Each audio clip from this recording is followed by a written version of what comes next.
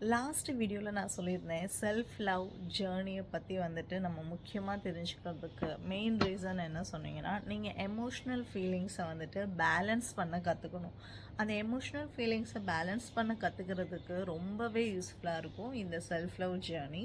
So நம்ம self love journey என்னங்கிற ஒரு சின்ன ஒரு டெஃபினிஷன் கொடுத்துட்டு ஸ்டார்ட் பண்ணிடலாம்.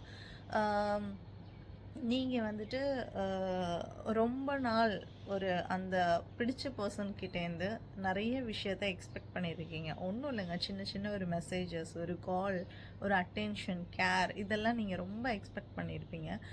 பட் ஒரு அந்த ஒரு டே பை டே நான் சொல்லியிருந்தேன்ல, அந்த கேர் அண்ட் லவ் கொஞ்சமாக கம்மியாகிட்டே வரும்னு.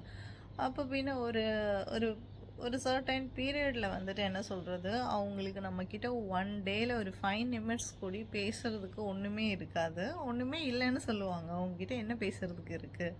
ஒரு 5 நிமிட்ஸ் கூடி நமக்காக டைம் ஸ்பெண்ட் பண்ணுறதுக்கு அவங்களால முடியாது. அந்த அளவுக்கு சுச்சுவேஷன் பேடாக வந்து நிற்கும். அப்படி 5 நிமிட்ஸ் நம்ம என்ன சொல்கிறது, நம்மளோட அந்த லவ்னால அவங்கக்கிட்ட நம்மளாக கால் பண்ணி பேசினாலும் அதுலேயும் ஏதாச்சும் ஒரு என்ன சொல்கிறது, மிஸ் அண்டர்ஸ்டாண்டிங், ஒரு கான்வர்சேஷன் நம்ம நினச்ச ரீதிக்கு எண்ட் ஆகாது. ஸோ அந்த மாதிரிலாம் தானே போயிட்டுருக்கு.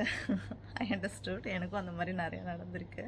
ஸோ இந்த மாதிரி எக்ஸ்பெக்டேஷன்லேருந்து நீங்கள் வெளியில் வர்றதுக்காக தான் நான் சொன்னேன், எமோஷ்னல் ஃபீலிங்ஸை பேலன்ஸ் பண்ணுறதுக்காக செல்ஃப் லவ் கற்றுக்கோங்கன்னு. ஸோ செல்ஃப் லவ்வோட ஃபஸ்ட்டு இது என்ன தெரியுமாங்க, நம்மளை வந்துட்டு நம்ம எப்பயுமே என்கேஜ்டாக வச்சுக்கணும். அது ரொம்ப ரொம்ப ரொம்ப முக்கியமான விஷயம். நீங்கள் எப்பயுமே உங்களை ஃப்ரீயாகவே வச்சுக்காதீங்க. ஏதாச்சும் ஒரு விஷயத்தில் என்கேஜ்ட் ஆகிட்டே இருங்க. ஃபார் எக்ஸாம்பிள், நீங்கள் இப்போ வந்துட்டு மேரேஜ் ஆகி பேபி இருக்கிறவங்களா இருந்தால் பேபிக்கு ஒரு 3 இயர்ஸ் வரைக்குமே நம்மளால் ஒன்றுமே பண்ண முடியாதுங்க. அந்த டைமில் தயவு செஞ்சு நீங்கள் ஜாபுக்குன்னு அடுத்த ஒரு ப்ரெஷரையும் கூட உங்கள் தலையில் எடுத்து வச்சுக்காதீங்க. ஏன்னா நான் வந்துட்டு என் குழந்தைக்கு ஒரு 1.5 இயர்ஸ் ஆகும்போதே நான் சும்மா வீட்டில் இருக்கும்போது எனக்கு ரொம்ப டிப்ரெஷன் ஆகுதுன்னு சொல்லிட்டு நான் என்னால் முடிஞ்ச சின்ன சின்ன ஒர்க்லாம் நான் பண்ணிக்கிட்டே இருந்தேன். வீட்டில் பார்ட் டைம் ஜாப் பண்ணிக்கிட்டே இருந்தேன். மணி ஏர்ன் பண்ணிகிட்டே தான் இருந்தேன்.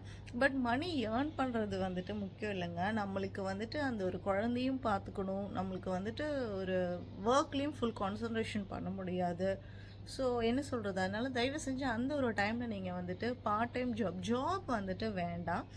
என்னோட ஒரு சஜஷன், அதுக்கு பதிலாக நீங்கள் வந்துட்டு உங்களோட நாலேஜை இம்ப்ரூவ் பண்ணுங்கள். ஏதாச்சும் நீங்கள் உங்களோட காலேஜ் டைம்லேயோ இல்லை உங்களுக்கு ஃபேவரட்டான எந்த சப்ஜெக்டோ அதை வந்துட்டு ஹையர் ஸ்டடீஸ் பண்ணுங்கள். படிக்கிறது ரொம்ப நல்ல விஷயம். அந்த டைம் ஹையர் டிகிரி வந்துட்டு பண்ணுறதுக்கு ட்ரை பண்ணுங்கள். கரஸ்பாண்டண்ட்டில் போட்டுட்டு ஃபார் எக்ஸாம்பிள் யூஜி முடிச்சிட்டிங்கன்னா அடுத்தது வந்துட்டு பிஜி பண்ணுங்கள். அப்படி இல்லைன்னா வந்துட்டு நீங்கள் வந்துட்டு இங்கிலீஷ் லாங்குவேஜில் ரொம்ப கம்யூனிகேஷன் ஸ்கில்ல ஒரு ஆவரேஜாக இருந்தீங்கன்னா உங்களோட கம்யூனிகேஷன் ஸ்கில் இம்ப்ரூவ் பண்ணுறதுக்கு ஏதாச்சும் வந்துட்டு கிளாஸ் ஜாயின் பண்ணுங்கள். அந்த மாதிரி உங்களோட ஸ்போக்கன் இங்கிலீஷ் வந்துட்டு ஸ்கில்லை வந்து இம்ப்ரூவ் பண்ணுங்கள். ஸோ உங்களோட அதாவது உங்களோட நாலேஜில் என்ன ரொம்ப வீக்காக இருக்கோ அதை இம்ப்ரூவ் பண்ணுறதுக்காக ட்ரை பண்ணுங்கள். பேபிஸ் இருக்கிறவங்க ஒரு 3 இயர்ஸ் வரைக்கும், குழந்தைக்கு ஒரு 3 வயசு இருக்கிற வரைக்கும் நம்மளால் ஒன்றுமே பண்ண முடியாது. அந்த மாதிரி இருக்கிறவங்க நீங்கள் உங்களோட நாலேஜை வந்துட்டு ஒரு நாளும் ஏதாச்சும் ஒரு விஷயத்தை வந்துட்டு கற்றுக்கோங்க. அதில் வந்துட்டு என்கேஜ்ட் ஆகுங்க. ஓகே. தென் வந்துட்டு இப்போ கல்யாணம் ஆகி குழந்தை வந்துட்டு ட்ரை பண்ணுறீங்க, பட் பேபி இல்லை உங்களுக்கு. அது வேறு விதமான ஒரு டிப்ரெஷனில் இருக்கும். ஸோ நீங்கள் ஃபஸ்ட்டு வந்துட்டு கல்யாணம் ஆகி நமக்கு ஒரு 1 இயர் வரைக்கும் ப்ராப்ளம் இருக்காது. 1 இயருக்கு அப்புறமேட்டு பேபி இல்லைன்னா ஆட்டோமேட்டிக்காக வந்துட்டு நம்ம சரௌண்டிங்ஸில் இருக்கிற எல்லாரும் ஜஸ்ட் அவங்க நார்மலாக கேட்குறது தான், பட் இருந்தாலுமே நமக்கு அது ஹர்ட் ஆகும். நீங்கள் என்ன பண்ணுறீங்கன்னா, நான் இது சொல்ல வர்றது, கல்யாணம் ஆகி ஒரு 3 மந்த்ஸில் நீங்கள் பேபிக்கு ட்ரை பண்ணி நீங்கள் கன்சீவ் ஆகலைன்னா ஃபஸ்ட்டு நீங்கள் போய் உங்களோட பாடி செக்கப் ஃபுல் டோட்டலாக எடுத்துகிட்டு உங்களுக்கு ஒரு பிரச்சனை இல்லைங்கிற இது தெரிஞ்சிருச்சுன்னா நீங்கள் மென்டலி ப்ரிப்பேர் ஆகிடுங்க. யார் என்ன சொன்னாலும் உங்களுக்கு ப்ராப்ளம் வராது. ஓகே. தென் நீங்கள் வந்துட்டு நான் சொன்ன மாதிரி எக்ஸசைஸ், ஒர்க் அவுட் ப்ளஸ் வீட்டில் இருக்காதீங்க. நீங்கள் வந்துட்டு பேபிக்கு ட்ரை பண்ணுறதா இருந்தாலுமே ப்ராப்ளம் இல்லை, ஒர்க்குக்கு போயிடுங்க. தயவு செஞ்சு வீட்டில் இருக்காதீங்க. ஒர்க்குக்கு போகிறது ரொம்ப கொஞ்சம் உங்களுக்கு வந்துட்டு நிம்மதியை தரும். ஏன்னா நீங்கள் என்கேஜ்ட் ஆகுறீங்க, நிறைய பேரை பார்ப்பீங்க, நிறைய பேர்கிட்ட பேசுவீங்க. ஸோ அந்த ஒரு கான்வர்சேஷனில் நீங்கள் ஒரு நாளைக்கு எப்படியா இருந்தாலும் ஒரு 3 to 4 மெம்பர்ஸ் கிட்ட வந்துட்டு ஒரு கம்யூனிகேஷன் ஸ்கில் வந்துட்டு நடக்கும்போது நம்மளோட மைண்டு டைவர்ட் ஆகும். அதில் உங்களுக்கு கொஞ்சம் ஒரு ரிலாக்ஸேஷன் கிடைக்கும் நீங்கள் டிப்ரெஷன் ஸ்டேஜில் இருந்தீங்கன்னா.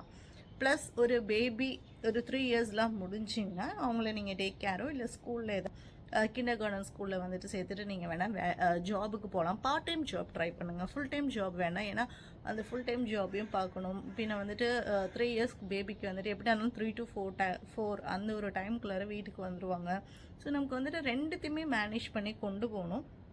அதனால் அந்த மாதிரி ஏஜ் குரூப்பில் இருக்கிறவங்க வந்துட்டு பார்ட் டைம் ஜாப் போங்க, தயவு செஞ்சு வீட்டில் இருக்காதீங்க. இதுக்கு வந்துட்டு நம்மளை என்கேஜாக வச்சுக்கிறது ரொம்ப முக்கியம். ஸோ நீங்கள் ஒரு ஹவுஸ் ஒய்ஃபாக இப்போயும் இருக்கீங்க, என்னோட பேபிக்கு 3 இயர்ஸ் ஆகிட்டும் நீங்கள் ஹவுஸ் ஒய்ஃபாக இருக்கீங்க அப்படின்னு நீங்கள் சொல்கிற ஒரு பர்சனாக இருந்தால் தயவு செஞ்சு உங்களோட டைம் வேஸ்ட் பண்ணாதீங்க. போய் ஏதாச்சும் ஜாப் சர்ச் பண்ணுங்கள். நிறைய பார்ட் டைம் ஜாப்ஸ் வந்துட்டு இப்போ இருக்கிற இந்த சோஷியல் மீடியா பிளாட்ஃபார்மில் சர்ச் பண்ணால் கிடைக்கிறதே இருக்குது.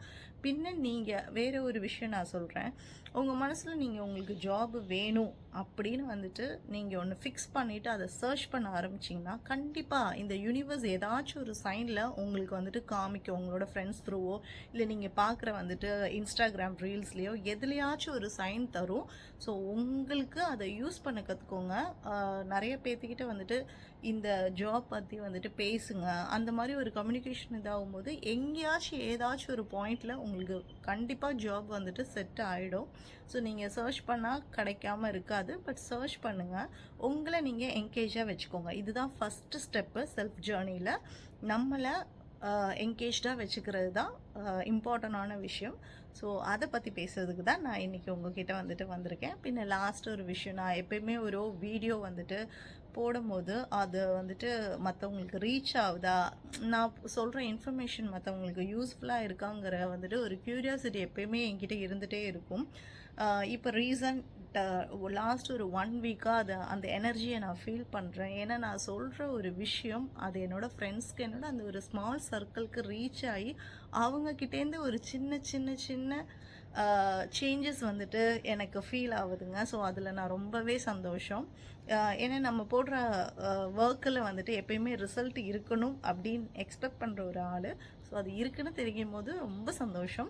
ஸோ இனி இருக்கிற வீடியோஸில் நம்ம நெக்ஸ்ட் என்னென்னலாம் பண்ணலாங்கிறது நான் உங்களுக்கு ஷேர் பண்ணுறேன். பாய் பாய்.